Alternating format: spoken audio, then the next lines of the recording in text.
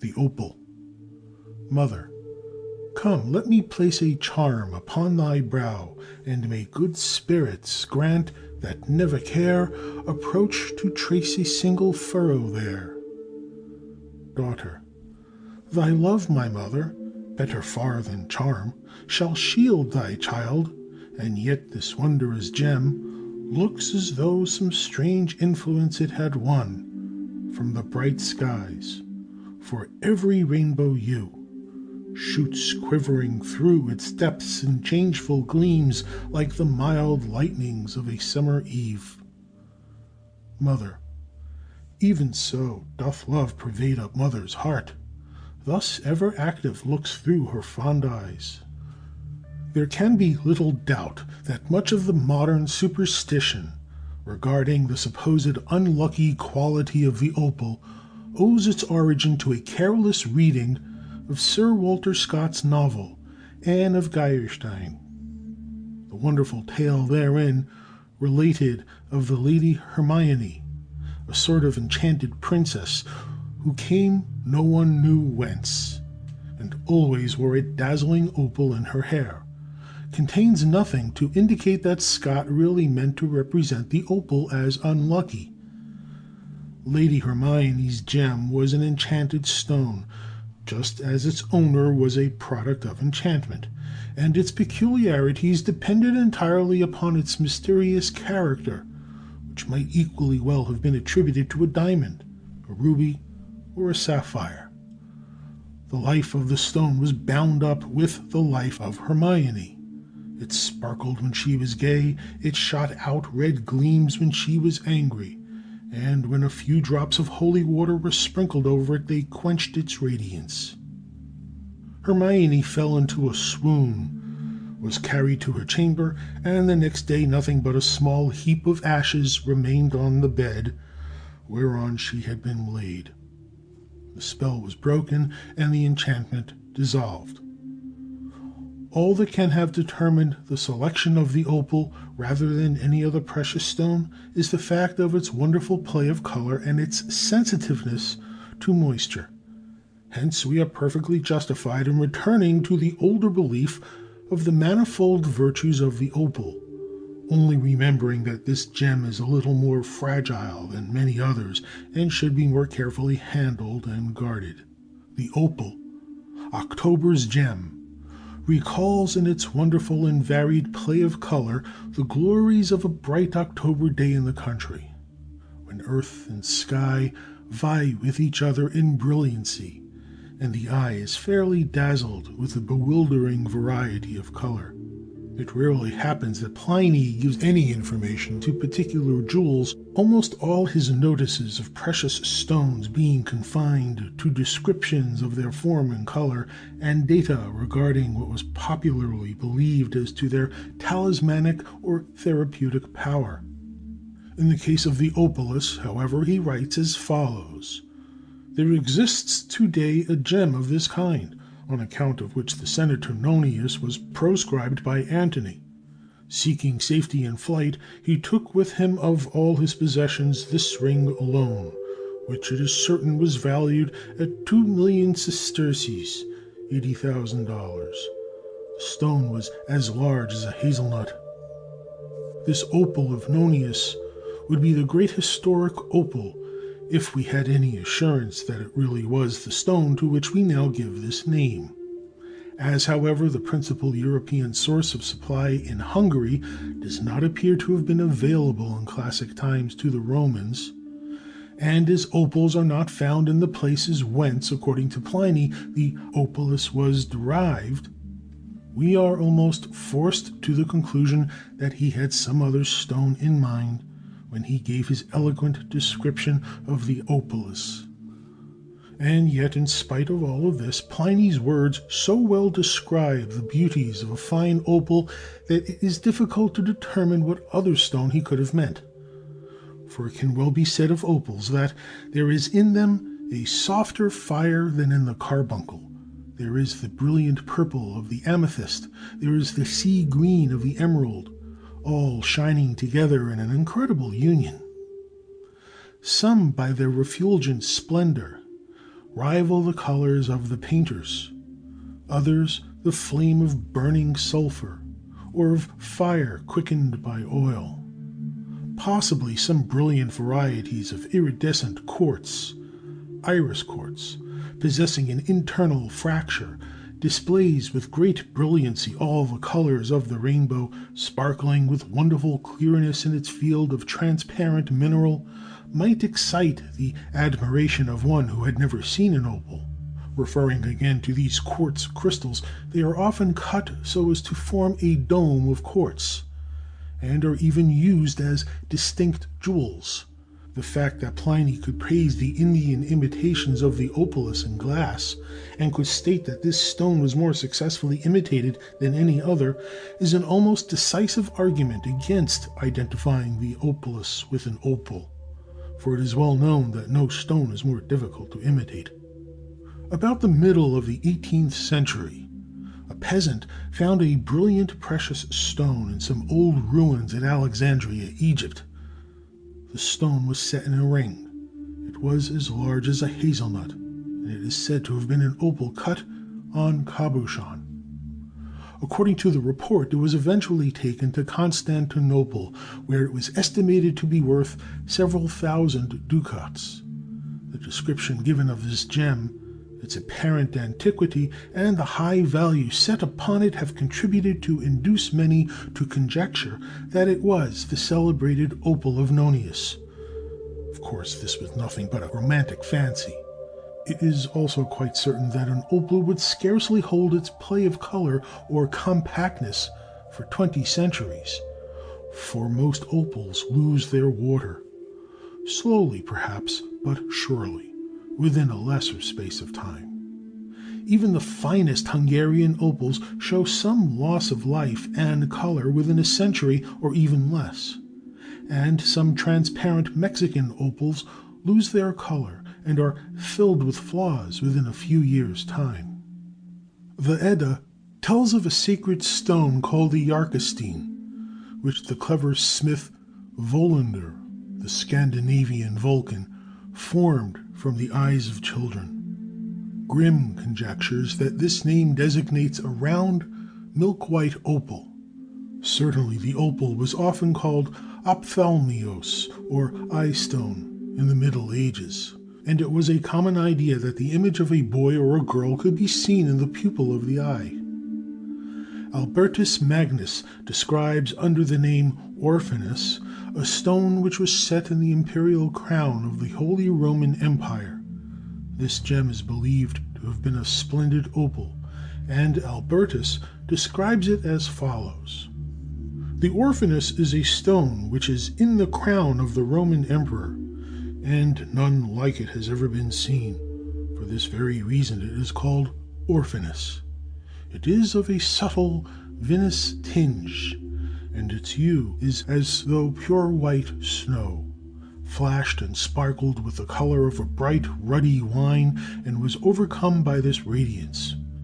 It is a translucent stone, and there is a tradition that formerly it shone in the night time, but now in our age it does not sparkle in the dark. It is said to guard the regal honor.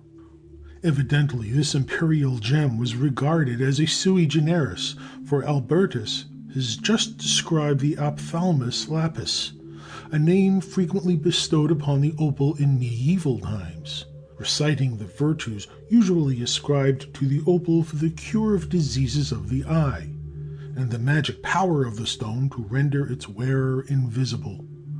Wherefore it was denominated Patronus Forum, or patron of thieves. In the Middle Ages, the opal mines of Czernowitz in Hungary were very actively exploited, and at the opening of the 15th century, more than 300 men are said to have been employed here in the search for opals. At that time, and for many centuries after, no breath of suspicion ever tarnished the fame of the opal as not only a thing of rare beauty, but also a talisman of the first rank. We are told that blonde maidens valued nothing more highly than necklaces of opals, for while they wore these ornaments, their hair was sure to guard its beautiful color. The latter superstitions probably arose from the frangibility of the stone and its occasional loss of fire. From the earliest times, the baleful influence of the evil eye has struck terror into the souls of the ignorant and superstitious. It is believed by some that the name opal, written opphal in the time of Queen Elizabeth, was derived from ophthalmos, the eye, or ophthalmius, pertaining to the eye, and that hence the foolish superstition regarding the ill luck of the opal had some connection with the belief in the evil eye. However, this is altogether incorrect, since the stone called ophthalmius by early writers, and which seems to have been the opalus of the ancients, and our opal, was believed to have a wonderfully beneficial effect upon the sight, and if it was thought to render the wearer invisible, this was only an added virtue of the stone. The eye agates were sometimes used to form the eyes of idols. At a later period, some of these agate eyes were removed from the statues and cut with a glyptic subject on the lower side.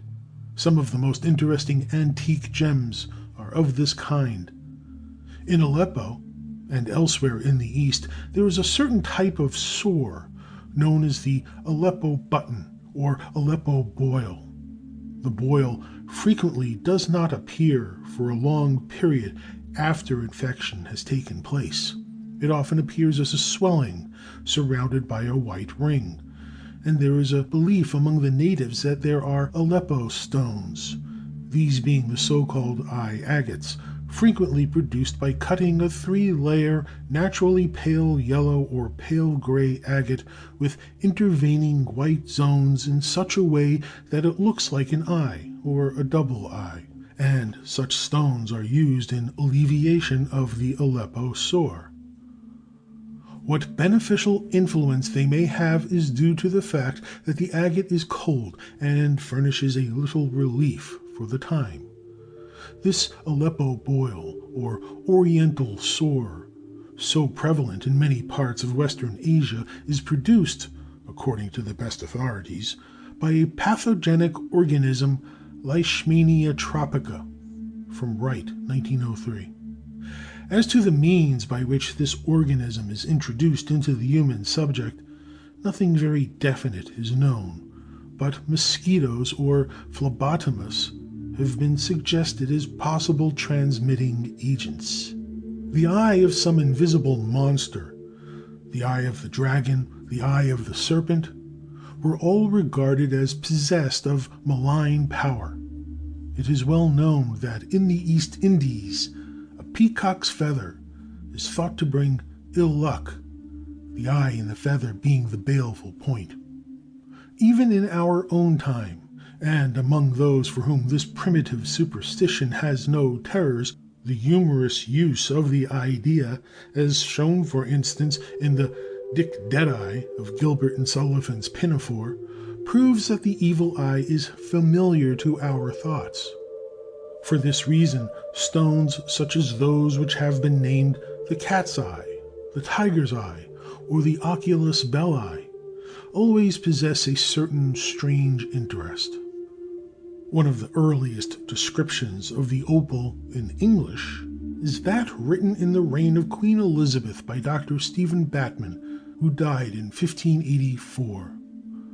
While the passage is essentially a translation from the De Proprietatibus Rerum of Bartholomeus Anglicus, the English version is interesting in itself as showing what was accepted by English readers of the time regarding the virtues of the opal.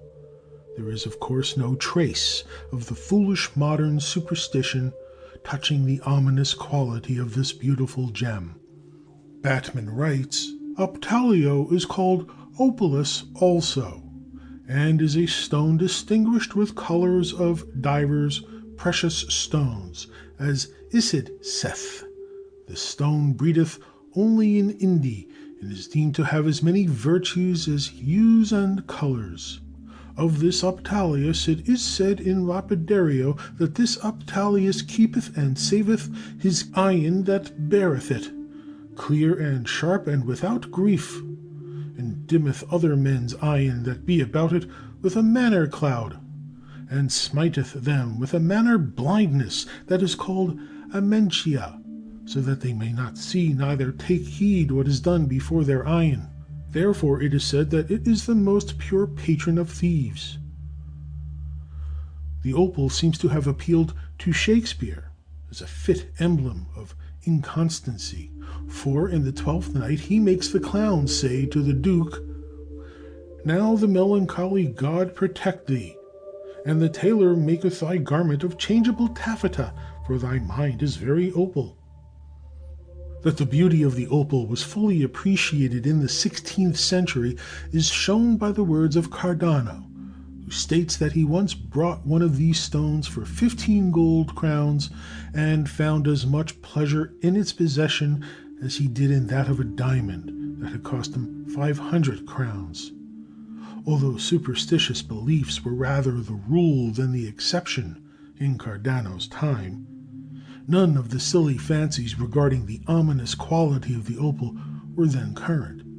It was reserved for the 19th century to develop these altogether unreasonable and indeed almost inexplicable superstitions. The ownership of so fair an object as a fine opal must certainly be a source of pleasure, and hence add to the good fortune of the owner. Although opal has been considered by some a stone of misfortune, black opal is regarded as an exceptionally lucky stone. Formerly, black opals were artificially made by dipping the light-colored stone into ink, or by allowing burnt oil to enter cracks in the stone produced by heating.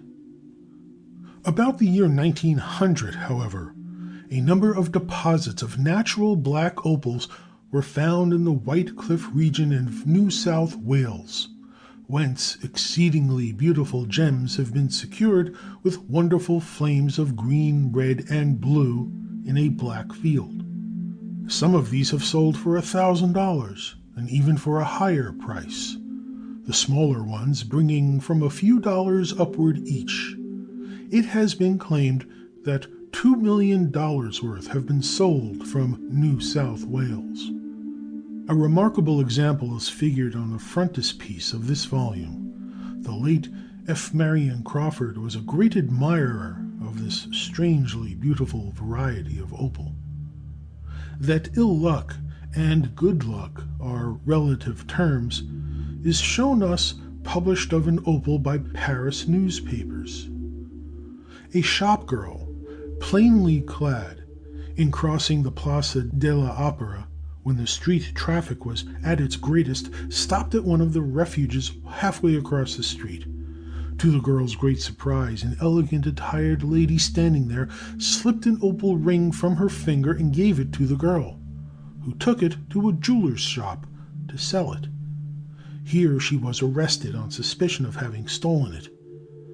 The magistrate before whom she appeared was inclined to believe her story, and ordered a personal in a widely read journal asking the lady to clear the girl of the charge. A titled lady presented herself, substantiating the girl's statement. She feared ill luck would befall her if she wore or kept the ring, which was returned to the shopgirl. A possible explanation of the superstitious dread the opal used to excite some time ago may be found in the fact that lapidaries and gem setters to whom opals were entrusted were sometimes so unfortunate as to fracture them in the process of cutting or setting. This was frequently due to no fault on the part of the cutters or setters, but was owing to the natural brittleness of the opal.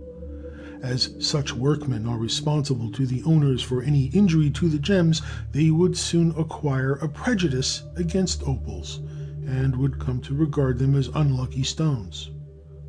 Very widespread superstitions have no better foundation than this, for the original cause, sometimes a quite rational one, is soon lost sight of, and popular fantasy suggests something entirely different and better calculated to appeal to the imagination. The belief that the diamond fractured the teeth if it were put in the mouth and ruptured the intestines if it were swallowed already appears in pseudo-Aristotle, and can therefore be dated back to the 9th and perhaps to the 7th century. This fancy evidently owes its origin to the fact that the diamond, because of its hardness, was used to cut all other stones, and the idea of its destructive quality was strengthened by the old legends regarding the venomous serpents which guarded the place where it was found. Hence the firm conviction that it would bring death to anyone who swallowed it. According to Garcias ab Orta, 1563, the diamond was not used for medicinal purposes in the India of his time except when injected into the bladder to break up vesical calculi. He notes, however, the prevalent belief that diamonds or diamond dust, when taken internally, worked as a poison. As a proof of the falsity of this belief, Garcias adduces the fact that the slaves who worked in the diamond mines often swallowed diamonds to conceal them, and never experienced any ill effects, the stones being recovered in a natural way. The same author notes the case of a man who suffered from chronic dysentery, and whose wife had for a long time administered to him doses of diamond dust. If this did not help him, neither did it injure him. Finally, by the advice of the doctors, this strange treatment was abandoned.